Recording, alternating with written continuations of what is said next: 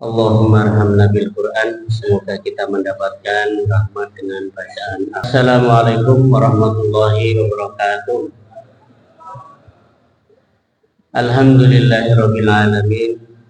Wassalatu wassalamu ala asyrofil anbiya'il mursalin wa ala alihi wa sahbihi ajmain. Allahumma shalli wa sallim wa barik ala nabiyyina Muhammadin wa ala alihi wa sahbihi ajmain.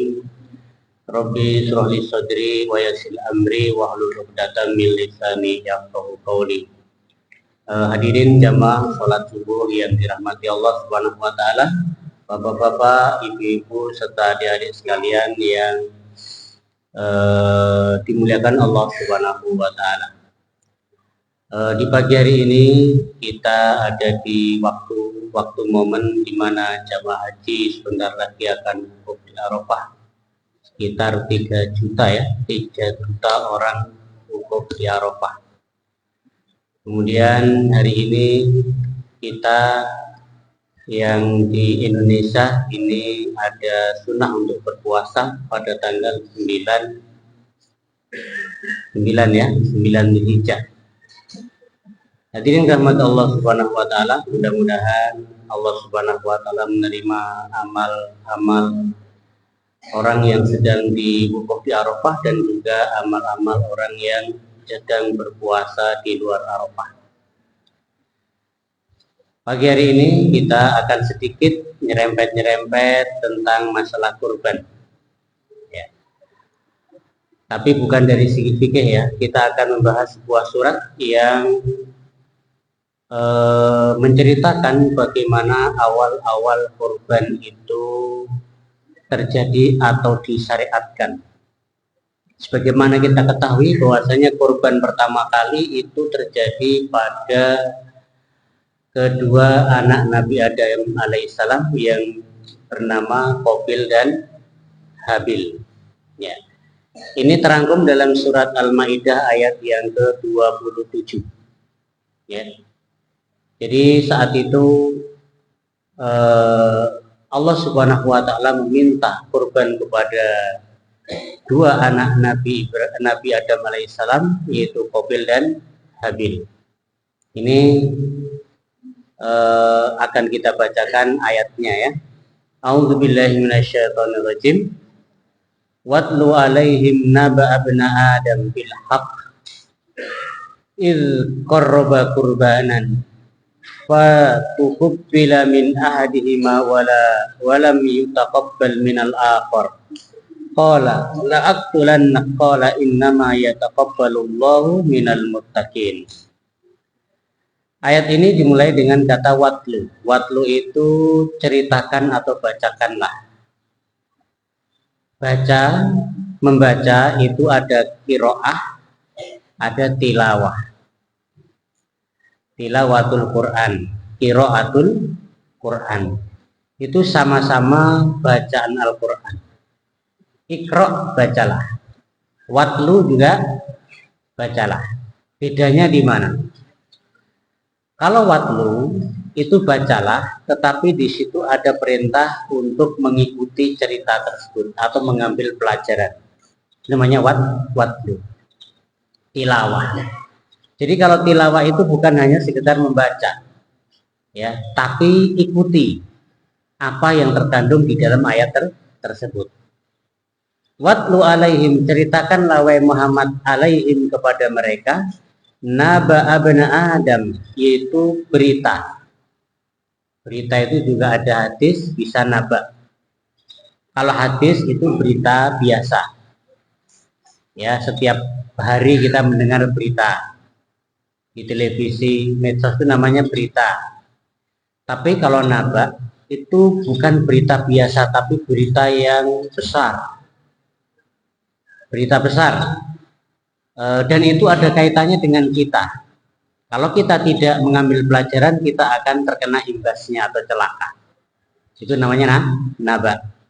Maka dalam surat Al-Quran juga ada surat An-Naba. Beritanya besar, bukan sembarangan. Itu bukan main-main. Karena menyangkut seluruh manusia. Kalau tidak menjadikan itu perhatian, kita akan celaka, yaitu hari kiamat. Nah, ini juga sama. Watlu alaihim naba abna Adam, dan ceritakan kepada mereka tentang berita dua anak Adam. Ya, sebagaimana kita ketahui bahwasanya Nabi Adam dan Hawa itu ketika melahirkan itu kembar. Ya, kembar dua, laki perempuan. Nanti lahir laki perempuan. Karena saat itu memang belum banyak manusia. Bahkan manusia cuma 2 orang saja. Ya. Maka lahirlah, yaitu salah satunya kembar adalah Qabil dan siapa namanya? Nah, Qabil kembarannya namanya Iklimah, laki-laki perempuan. Setelah itu lahir lagi kembar laki-laki perempuan, Habil dan Ludaya. Nah, sesuai dengan syariat perintah, ketika mereka dewasa maka tidak boleh yang mereka itu saudara kembar menikahi saudara kembarnya. Semisal Qabil menikahi Iklimah tidak boleh, Habil menikahi Ludaya tidak boleh, tapi harus secara silang. Tetapi saat itu Qabil tidak mau, dia lebih berhak untuk menikahi saudaranya sendiri, ya, daripada harus menikahi adiknya, ya. Dia lebih merasa berhak menikahi kembarnya, saudara kembarnya, daripada menikahi adiknya. Sudah dinasihat oleh Nabi Adam, tapi dia tetap ngeyel, ngotot, ya, karena ternyata Iklimah itu lebih cantik daripada Ludaya. Masa saya harus mendapatkan Ludaya yang tidak secantik siapa? Iklimah kembaran saya.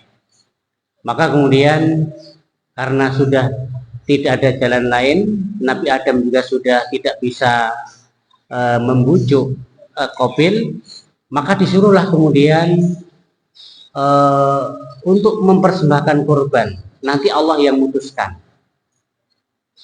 ya, sebagai pemutusan siapa yang berhak terhadap siapa? Iklimah. Yang artinya kemudian keduanya melakukan persembahan atau kurban. Maka di sini il qarraba kurbanan, tatkala mereka berdua melakukan apa? Kurban. Kurbanan sekarang menjadi kurban. Jadi korban itu dari kata dalam rangka apa? Untuk koroba, mendekatkan. Koroba itu adalah upaya yang keras, upaya yang sangat, supaya bisa sedekat mungkin, itu namanya korban. Ya, maka korban itu tujuannya apa? Untuk mendekatkan diri semakin dekat kepada Allah Subhanahu wa Ta'ala. Itu namanya korban. Hari ini kaum muslimin berkorban dengan sapi, dengan apa? Dengan kambing. Dalam rangka apa? Dalam rangka untuk mendekatkan diri supaya lebih dekat kepada Allah Subhanahu wa Ta'ala. Ya, maka namanya korban daripada koroba, artinya dekat. Cuman di Indonesia kan korban itu apa artinya? Bukan dekat ya kalau di Indonesia, ya. Korban kecelakaan, apalagi korban perasaan. Ya. Artinya korban itu sebenarnya dari bahasa Arab artinya mendekatkan diri, yaitu korban tadi. Cuman yang dikorbankan apa? Bukan kita. Siapa yang dikorbankan? Harta yang paling dicintai. Makanya kan kemarin tuh di YouTube di Malaysia itu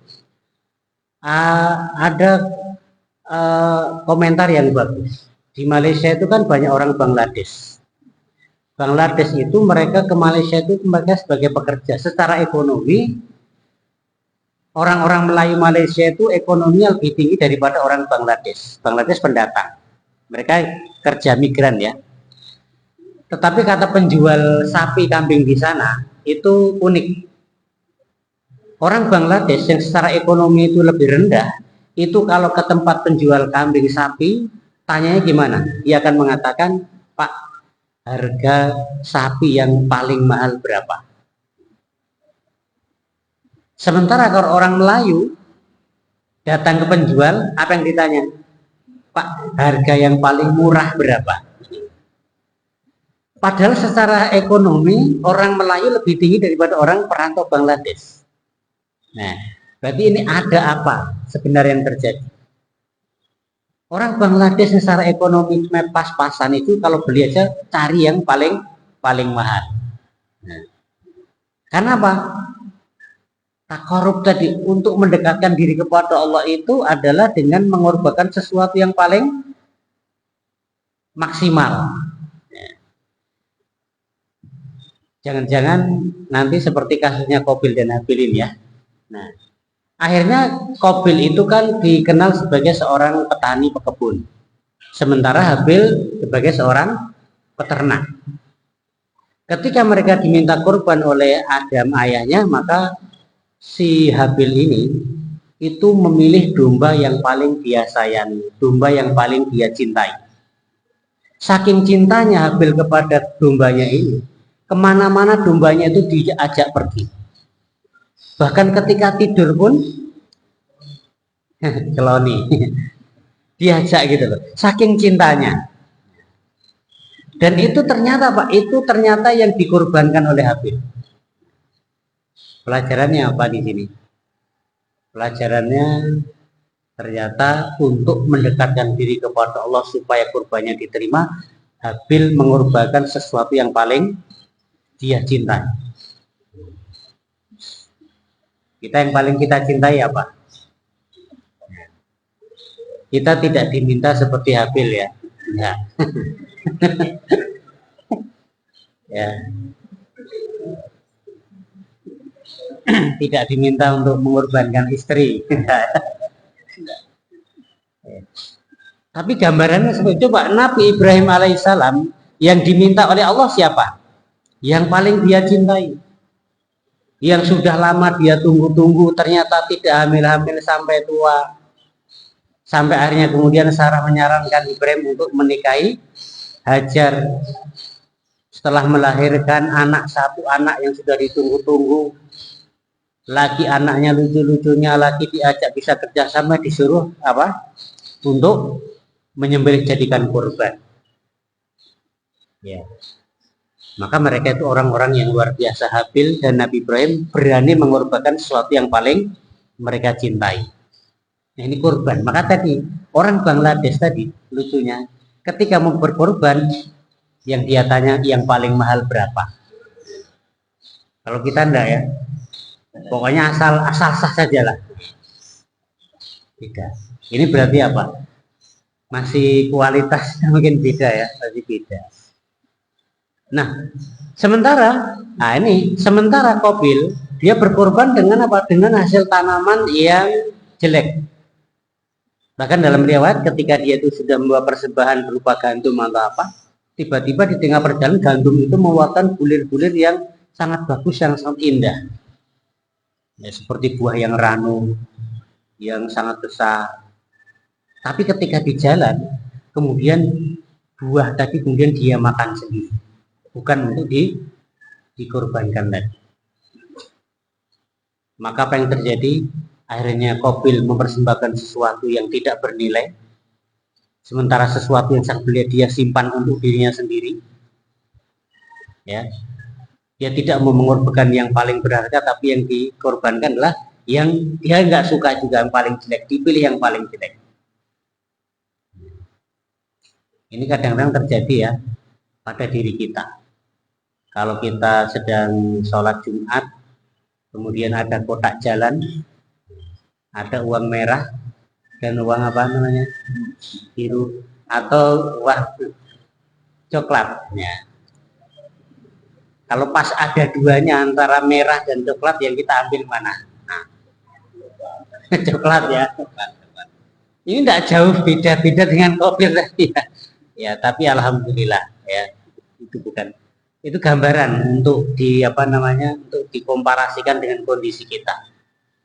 Dan terkadang kalau kita itu tidak mau berpikir, tidak mau mengambil pelajaran, kita akan mengambil yang coklat saja, yang 5.000, ya kan, yang 5.000 yang dimasukkan, yang merah 100 sayang, nanti untuk belanja, untuk lain sebagainya.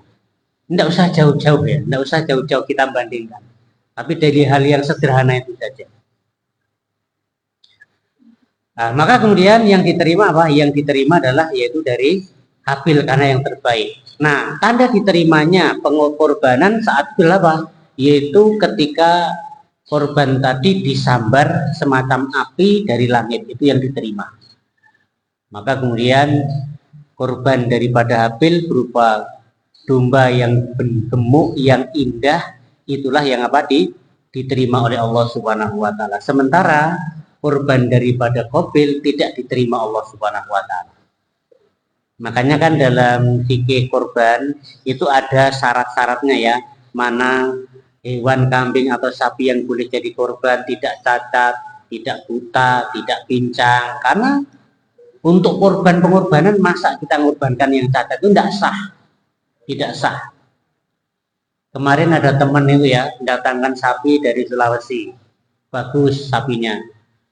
Cuman ketika dia turun dari truk, ketika turun kakinya patah, sudah rugi, tidak bisa jadi korban. Hanya dijual ke pasar aja. Nah, kan tidak sah ya, patah kakinya tidak sah. Nah, maka kemudian itulah yang diterima oleh Allah Subhanahu wa taala, yaitu korbannya Habil. Dan itulah menurut beberapa riwayat, domba itulah nanti yang dibuat untuk mengganti Nabi Ibrahim ketika mau menyembelih Nabi Ismail alaihissalam. Ketika Ibrahim sudah mau menyembelih anaknya Nabi Ismail alaihissalam, Allah ganti dengan domba. Itulah dombanya siapa? Habil, yang paling bagus, yang gemuk, yang indah, yang gizi.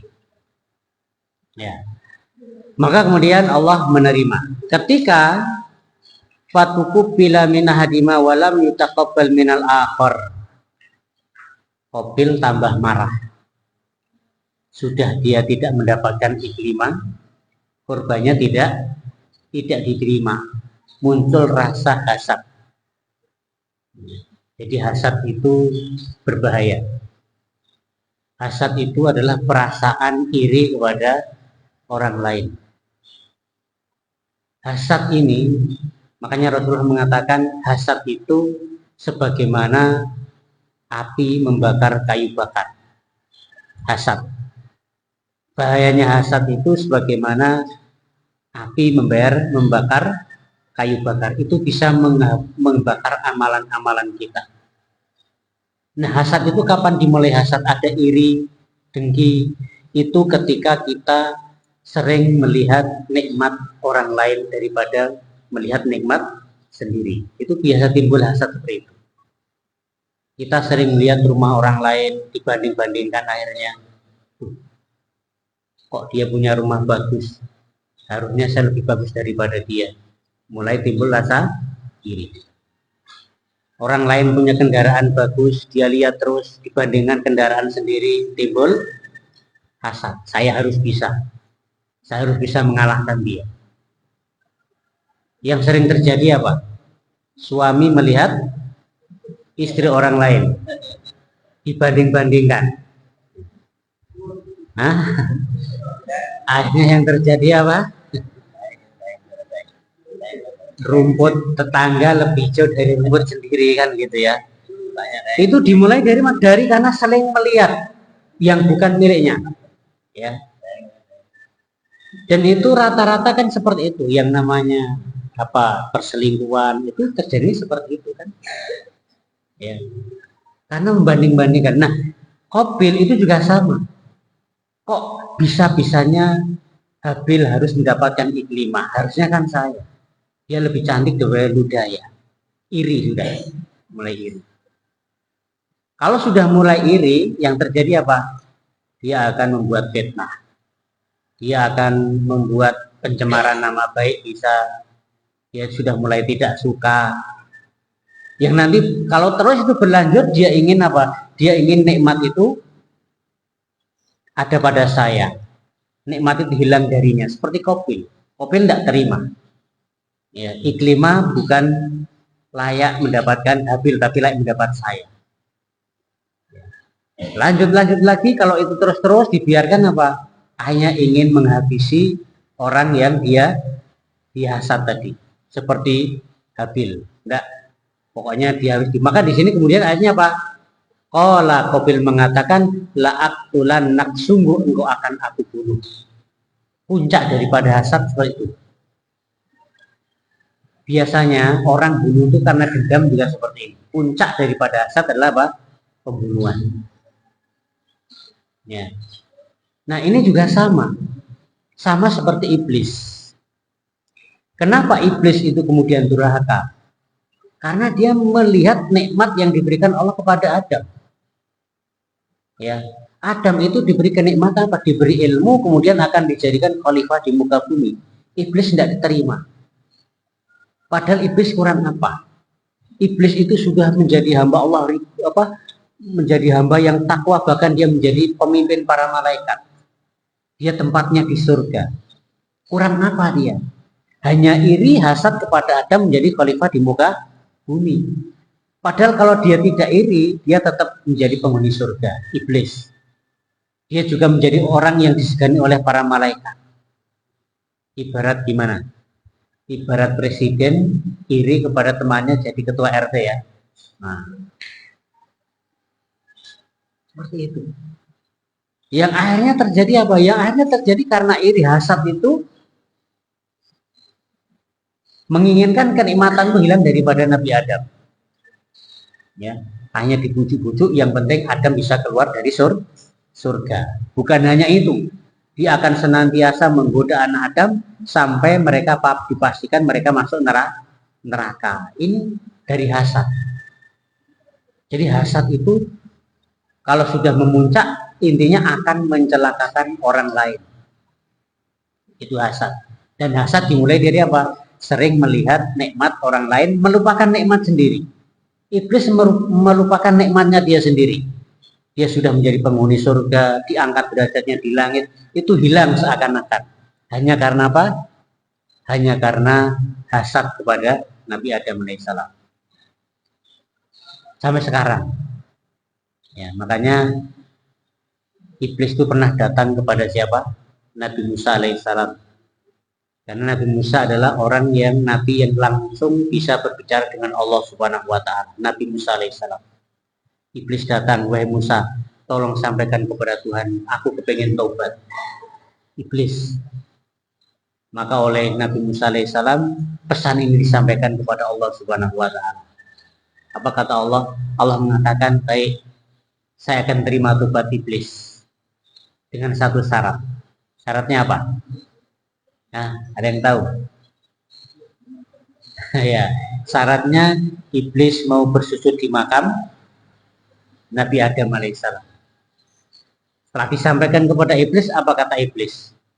Ya, kata iblis mengatakan, ketika hidup aja aku tidak mau sujud, apalagi sudah mati. Ya memang sudah ditutup gitu ya. Padahal kalau mau tobat, ya sudah. Atau seperti Abu Lahab, ketika turun surat tabat yada Abi Lahab wa tab, celaka, kedua tangan Abi Lahab celakalah.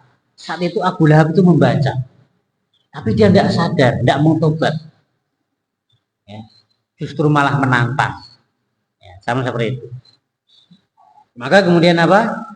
Terjadilah pembunuhan pertama kali di dunia.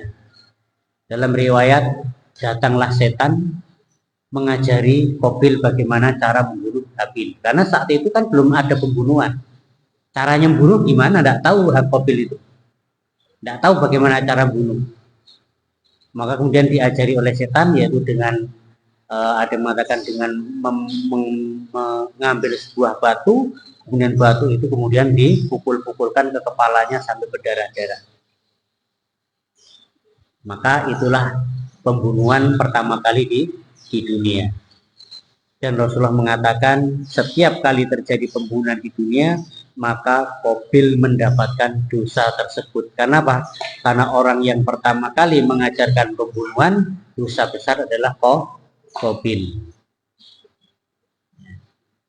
Makanya hati-hati, jangan sampai kita menularkan keburukan kepada orang lain.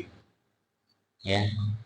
Karena ketika orang lain itu mengikuti keburukan kita akan mendapatkan dosa jariah. Terutama bapak-bapak ini juga ya, jangan mengajarkan hal-hal yang maksiat kepada anak-anak, karena anak-anak selalu melihat kita. Ya. Karena selalu kita tingkah laku kita itu senantiasa dilihat oleh anak. Ya, maka kemudian yang terjadilah pembunuhan pertama kali. Qabil membunuh Habil. Setelah bunuh dia bingung, diapain ini? Hanya jasad Habil dibawa kemana-kemana, dibawa ke sana kemari, tidak tahu apa yang dilakukan. Maka kemudian Allah mengutus dua burung gagak ya, dua burung gagak. Kemudian dua gagak ini kemudian bertarung, satunya mati. Kemudian burung gagak ini menggali-gali tanah, menguburkan burung yang satu lagi. Nah, disitulah kemudian Qabil tahu bagaimana cara untuk menghilangkan mayat dengan cara dikubur. Makanya kalau orang sekarang lihat burung gagak apa? Oh, ada orang mati ya. Gagak seperti dulu dia sama. Nah, kemudian yang terakhir intinya apa?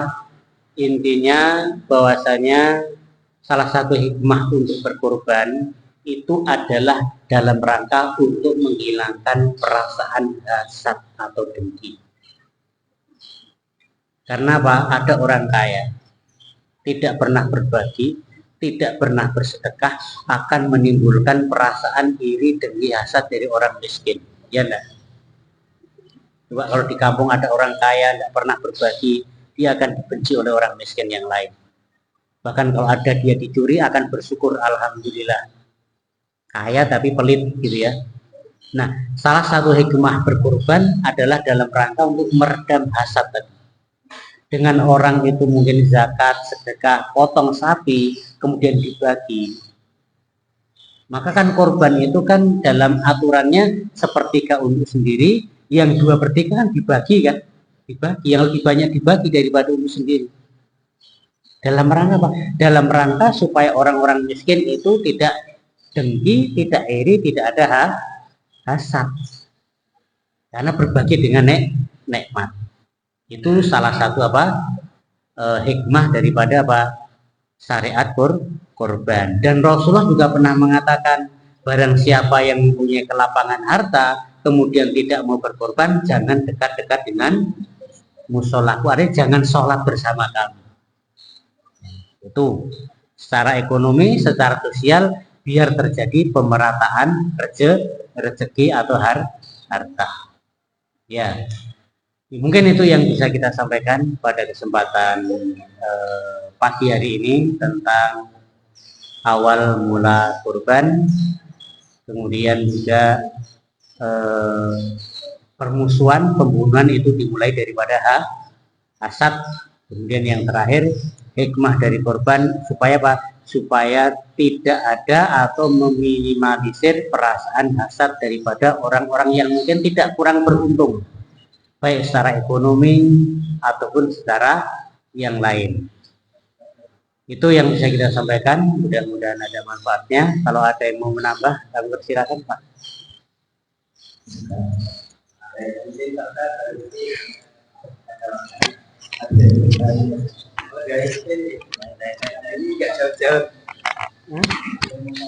Nggak jauh-jauh yang dicinta suami ini paling. Bismillah. Assalamualaikum warahmatullahi wabarakatuh. Waalaikumsalam. Pak Ustaz, siapa sih sebenarnya orang yang berhak mendapatkan daging kurban?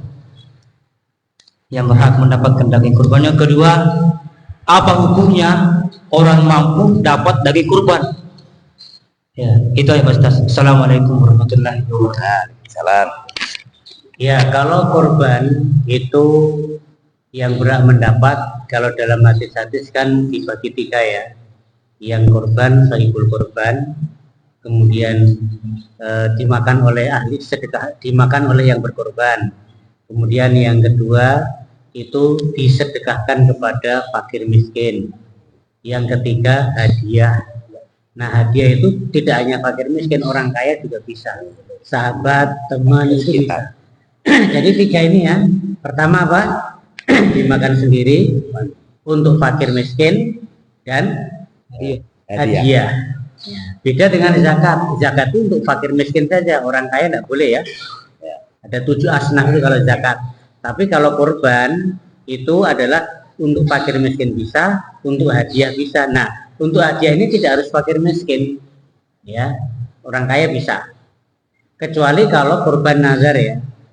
Kalau kurban nazar itu ada yang mengatakan yang kurban tidak boleh memakan dagingnya, karena itu kurban nazar. Kurban nazar itu bagaimana? Kalau saya dapat rezeki tahun ini saya akan kurban. Nah, ini namanya nazar.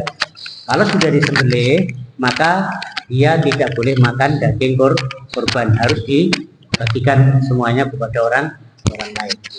Jadi kalau yang berhak yaitu dirinya sendiri, fakir miskin, dan hadiah. Ya. Dimakan sendiri, sedekah. Kalau sedekah itu memang untuk fakir miskin ya. Sedekah itu untuk fakir miskin. Tapi kalau hadiah itu beda. Ya. Hadiah itu beda. Tidak harus fakir miskin. Ya, mungkin. Baik, berikutnya monggo silakan Pak, Bapak, Ibu-ibu, jamaah sekalian. Barangkali ada yang mau ditanyakan. Baik, ya, Pak Muhtar. Bismillahirrahmanirrahim. Assalamualaikum warahmatullahi wabarakatuh. Izin Pak Ustadz, kami mau menanyakan, akhir-akhir ini kan ada berita itu Hotman Paris berkurban kan. Mau tahu hukumnya itu orang non muslim berkurban seperti apa. Dan kedua, ada juga kadang instansi atau organisasi berkurban. Itu juga seperti apa kalau seperti instansi kantor-kantor yang berkurban. Dan ketiga, apa hukumnya juga kalau kita memberikan kurban kepada orang non muslim? Seperti apa? Mungkin 3 itu aja pertanyaan. Terima kasih Pak Ustadz. Ya. Yang pertama non muslim kurban ya. Ya. Kurban itu memang perintah Allah Subhanahu wa taala kepada orang-orang yang beriman, orang-orang yang beragama Islam. Ya, kalau orang non muslim berkurban ya ibaratnya ada orang non muslim sholat, puasa gitu ya. Ya jadi tidak akan diterima. Cuman kalau non muslim itu sedekah itu diterima saja. Apa artinya apa? Itu juga kebaikan dan Allah akan membalas juga. Balasannya di dunia, dia akan diberi akan dibalas dengan kebaikan di dunia. Ya. Kemudian instansi tadi korban. Ya, kalau korban itu kan kalau atas nama individu ya, bukan per instansi. Ya, semisal instansi korban ya, itu nanti jumlahnya berapa orang. Ya, kalau misalnya dari perusahaan nyumbang sapi, ya, maka di situ nanti bukan, apalagi kalau jumlahnya lebih dari 7 orang ya, nah itu sudah bukan, kecuali kalau patungan ya, jadi perusahaan patungan 1, 2 sampai 7 maksimal, maka itu bernilai korban. Tapi kalau lebih dari 7, nah itu sudah bukan korban karena maksimal itu tuh 7. Nah itu nanti nilainya sedekah. Terkecuali kalau dari perusahaan sudah ini sapi itu atas nama untuk 7 orang karyawan, nah itu bisa, itu bernilai korban. Kemudian kalau untuk yang bolehkah korban untuk non muslim, saya belum, masih lupa ya boleh atau tidak. Boleh enggak bahasnya itu? Kalau di sini memang kayak ini di depan kita kebetulan Sebentar Pak Ustadz, biar semua dengar. Ya kalau enggak salah memang boleh ya, kecuali kalau mungkin zakat atau apa itu ya, tidak boleh. Oh ya. Jadi saya menambahkan pertanyaan dari Bapak kita. Di depan masjid kita ini adalah non muslim, sederet ini non muslim. Jadi setiap kali kurban tetap kita kasih Pak, tetap kita kasih ya, karena ada memang hadis Nabi untuk menghormati tetangga begitu. Barang siapa yang beriman kepada Allah dan hari akhir, maka menghormati tetangga. Nah, jadi tetap kita kasih sederet ini, setiap kali kurban tetap kita kasih. Nah, tidak hanya itu Pak, di masjid kita ini juga menghormati saudara-saudara kita juga yang non muslim. Jadi untuk semacam toleransi sudah dari dulu Pak, masjid kita ini sudah dari dulu toleransi terhadap non muslim. Demikian Pak.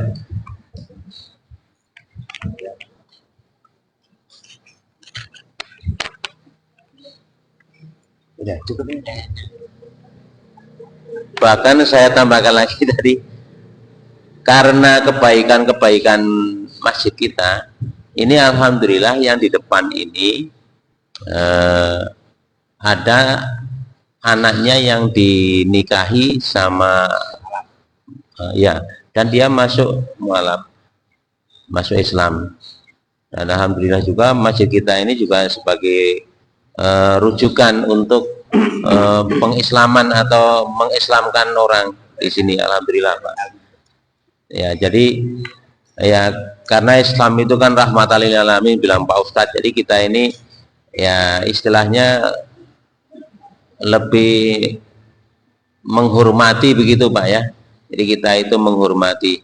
Masjid kita ini juga banyak sekali semacam, ada teman kita yang dalam tanda kutip ada yang tidak membaca bismillah dengan sir, kemudian pokoknya kita tidak ada semacam paksaan Pak di sini Pak.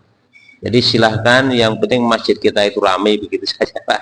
Jadi untuk apa namanya, aliran saya saja yang benar itu tidak Pak, tidak seperti itu. Jadi kita ini semuanya sama gitu nah. Yang penting bagaimana agar masjid kita ini makmur begitu Pak. Itu tambahan. Okay.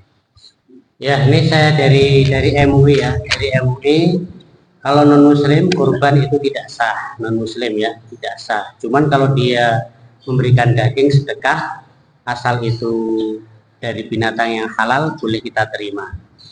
Adapun kalau untuk daging kurban di sini diperbolehkan juga. Yang tidak boleh zakat tadi ya, zakat tidak boleh. Mungkin itu Pak namanya.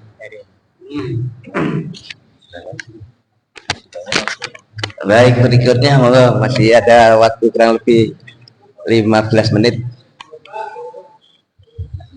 Mana? Oh, Mas Teguh Walep. Assalamualaikum warahmatullahi wabarakatuh. Waalaikumsalam.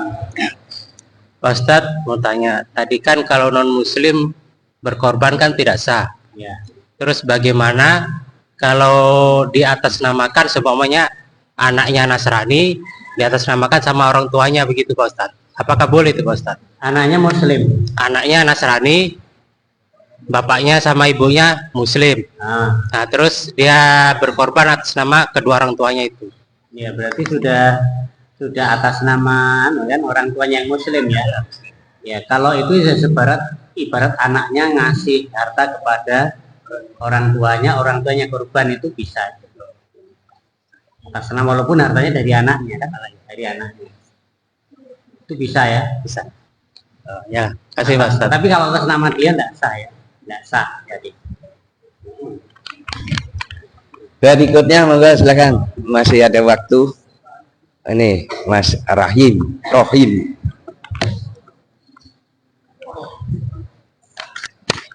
Assalamualaikum warahmatullahi wabarakatuh. Waalaikumsalam.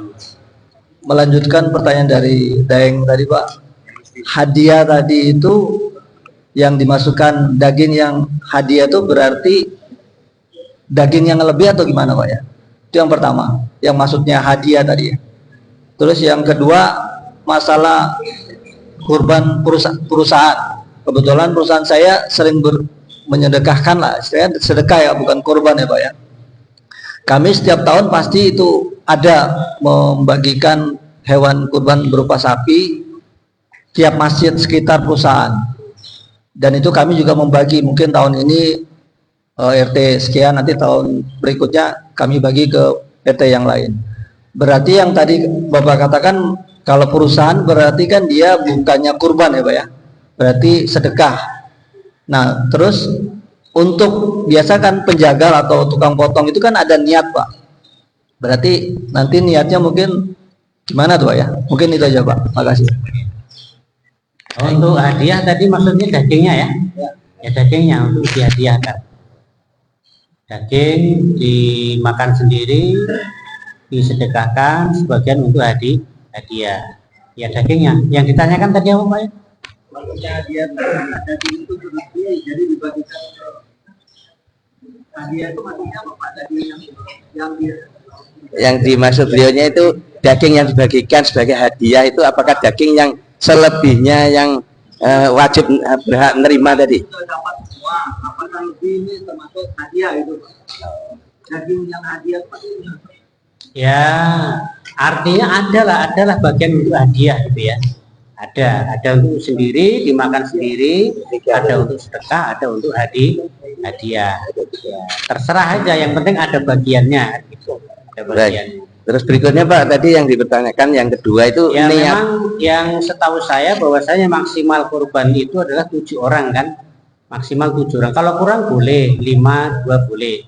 Nah, makanya seperti kasus-kasus yang terjadi itu, anak-anak itu satu sekolahan diminta iuran untuk kurban. Itu kan jumlahnya lebih dari 100, 300 kan, dapat 1 sapi. Nah, maka itu juga sudah melebihi 7 kan.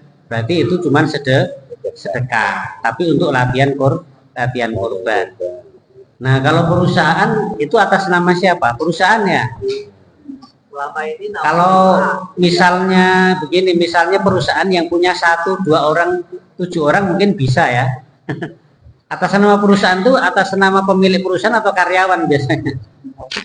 Pada umumnya nama perusahaannya Pak, dan pemilik perusahaannya bukan muslim. Hah? Pemilik perusahaannya bukan muslim Pak. Perusahaannya juga bukan muslim juga ya? Pemilik ownernya itu bukan muslim. Nah, bukan muslim. Ya. Jadi setiap tahun itu kami pasti ada Ya. memberikan kurban tersebut. Makanya nanti niatnya nanti apa ya dari si penjagal itu gitu Pak. Tapi berarti uangnya itu kan uang perusahaan ya? Betul, uang Perusahaan itu berarti milik pemilik kan? Milik ownernya berarti ya? Betul. Bukan milik karyawan kan juga? Ya. Tapi kalau perusahaannya TBK itu kan dimiliki oleh beberapa orang pemegang saham Pak. Pemegang saham ya? Ya mungkin itu perlu diperjelas juga mungkin kali ya. Untuk mau kurban atau sedekah. Kalau sedekah ya seperti itu sudah sah saja kan? Dan sudah sah. Artinya nilainya sedekah. Ya. Dan itu juga nanti kalau sedekah ya tetap akan dibalas oleh Allah Subhanahu wa taala kan. Misalnya pemiliknya campur, ada yang atau jajaran direksinya ada yang muslim, berarti ya dapat. Kalau atas nama perusahaan berarti kan atas nama semua berarti ya. Betul. Betul kan? Semisal perusahaannya jumlahnya 1000 orang kan gitu kan? Iya. Ya, atas nama perusahaan, kalau di atas namakan perusahaan berarti ya yang muslim dapat sedekah kan gitu. Iya. Cuman kalau untuk korban kan lebih dari 7 masalahnya kan. Nah, jadi tidak teranggap, yang teranggap ya sedekah. Kecuali kalau mungkin bisa dimusyawarahkan untuk tahun ini berapa ekor, nanti untuk atas nama karyawan muslim berapa, nanti tahun depan gantian lagi, itu mungkin bisa bernilai sedekah ya, dari perusahaan mengatasnamakan untuk karyawan yang muslim kan begitu. Selama ini yang berjalan tidak seperti itu Pak. Jadi Ya. setiap tahun itu sudah pasti ada untuk masjid ini tahun ini. Masjid ini mungkin berapa ekor, tahun depan itu rutin itu Pak. Ya, wallah alam, mungkin kalau bisa disiasati seperti itu bisa bernilai korban kan begitu. Iya. Oh berarti kalau bisa disisipin nama ya Pak ya, kalau memang Iya, dan itu atas nama ya usulan dari intern perusahaan, dari yang muslim itu usul kan, usul kepada atasan untuk bernilai korban seperti ini kan begitu. Iya, terima kasih Pak masukannya. Ya, Jadi nanti alam mungkin, ya, mungkin yang tahu saya seperti itu. ya. Tadi udah terjawab semua tentang niat doanya. Ya, masih ada waktu. Ini juga tambahan tadi pertanyaan dari Pak Rahim. Masjid kita ini juga sudah mulai dari awal ini ada sumbangan dari perusahaan Pak. Di antaranya adalah suku Hindu. Kemudian juga perusahaan-perusahaan yang lain, mungkin perusahaan pribadi atau apa, itu datang ke sini. Nah, setelah dia menyerahkan hewan ke sini, pada hari hanya kita undang yang perwakilan dari perusahaan tersebut, 2 atau 3 dia datang ke sini, kemudian memfoto. Jadi saya sendiri di dalam memotongnya ya niatnya, misalnya perusahaan suku Pindo, jadi saya ya min suku Pindo, Allahu Akbar, langsung saya potong gitu aja Pak. Jadi lebih kepada menghormati gitu kan. Jadi bagaimana saya misalnya saya potong, saya diam, tetap saya membaca Bismillah Allahu Akbar, kemudian tidak saya sebutkan perusahaannya tadi. Nah dia, karena dia nanti difoto kemudian untuk laporan kan. Nah, ada yang video juga Pak. Nah mungkin video itu nanti akan diputar sama ketuanya perusahaan itu. Jadi lebih kepada menghormati gitu Pak Ustadz ya, lebih kepada menghormati begitu Pak. Nah kemudian Pak Rahim, kalau misalnya tadi disebutkan untuk tahun ini di masjid ini, untuk tahun ini di masjid ini, untuk tahun, coba dibawa ke sini Pak, jangan sekitar sana saja ya. Jadi di masjid Al-Mutakin sekali-sekali Pak ya. Ini usul. Sekali-sekali di masjid Al-Mutakin sapinya dibawa ke sini. Ya, usul sama pimpinan perusahaannya. Demikian, ini hanya tambahan. Ya. Canda tapi serius. Ada. Baik, barangkali masih ada waktu. Ya, barang 5 menit. Monggo silakan. Oh, satu lagi. Satu pertanyaan lagi. Monggo dipersilakan. Baik yang terkait langsung sama materi kajian pagi ini maupun di luar konteks. Ya, ini saya bacakan dari dari Ustadz Sahroni, yang beliau adalah menjabat kalau tidak salah syariahnya di MUI ya. Beliau mengatakan kesimpulannya, berkorban atas nama perusahaan lembaga itu tidak memenuhi kriteria perkorban menurut syariah, dan jika dilakukan maka bernilai sedekah hewan bukan kurban. Selanjutnya, di antara alternatif yang diperbolehkan untuk menyinergikan keinginan perusahaan berdonasi kurban tetapi juga sesuai dengan tuntunan syariat adalah sebagai berikut. Nah ini, pertama, yang berkurban adalah pemilik perusahaan atau personal lain yang ditunjuk oleh perusahaan sesuai ketentuan berkurban dalam syariah. Ditunjuk per orangnya. Ini sapi satu disebut ini kan gitu. Ya. Kemudian, nah ini perkorban yang ditunjuk untuk menghadiahkan pahala kurban untuk perusahaan. Ya, kemudian yang kedua, perusahaan memberikan donasi kepada individu tertentu sebagai infak atau sedekah, kemudian individu penerima infak tersebut yang menjadi berkorban. Atau yang kedua, perusahaan yang ngasih uang kepada karyawan. Ya, karyawan berapa orang, kemudian dari karyawan itu yang berkorban. Ya.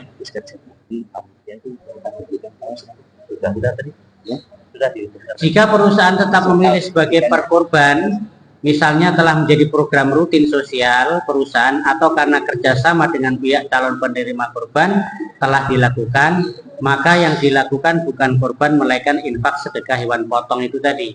Ya, itu berkaitan seperti itu.